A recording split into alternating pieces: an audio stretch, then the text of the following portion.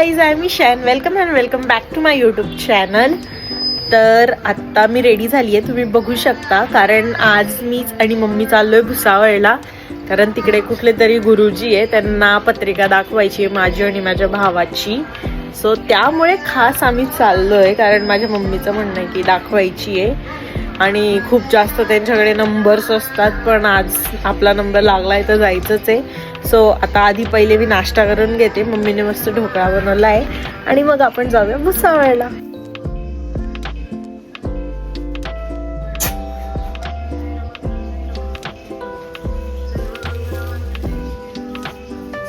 ढोकळा आहे, तू नाही खात.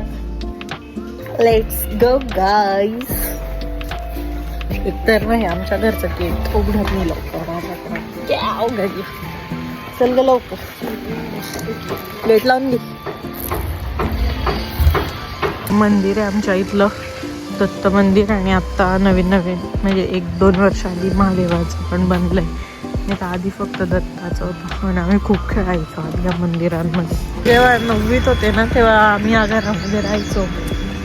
आणि आता या घराचं पण खंडर सारखं होऊन गेलंय, कारण आम्ही सोडल्यानंतर कोणी राहायलाच आलं नाही तिकडे. ते जे घर होतं ना, ते एकदम जवळ आहे. रिक्षा स्टॉप पासून आम्हाला खूप जवळ होतं.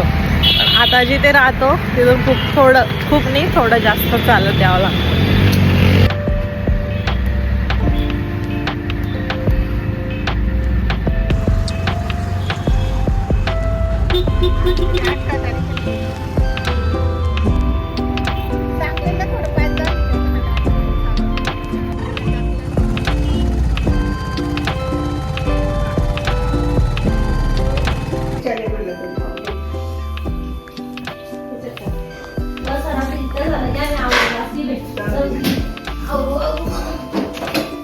एवढं पसार आता काही दिसत नाही.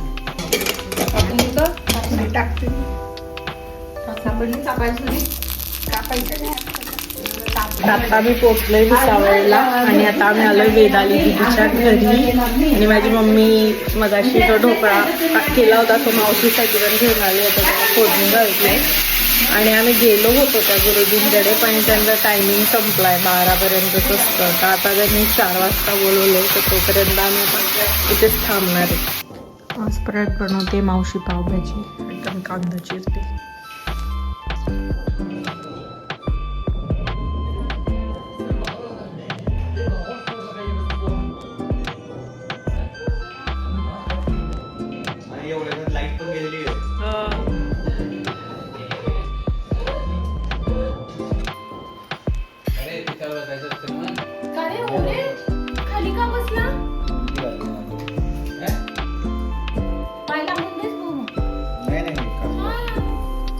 आम्ही आता कॉन्जरिंग बघत होतो, लास्ट पार्ट कॉन्जरिंगचा, आणि संपला. डेंजरस होता थोडासा. आणि माझी मम्मी 3 वाजेपासूनच तिथे जाऊन बसली होती, कारण 4चा टाइम दिला होता. आता तिचा कॉल आला की म्हणू लवकर आहे. तर आता मी चालले.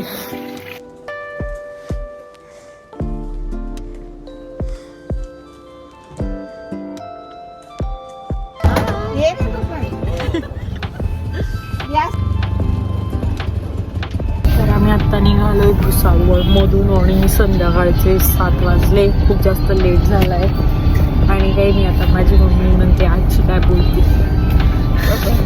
आणि ई बस मिळाली. ई बसमध्ये बसली आहे. जळगाव टू नाही, भुसावळ टू जळगाव. आव लागलं ना.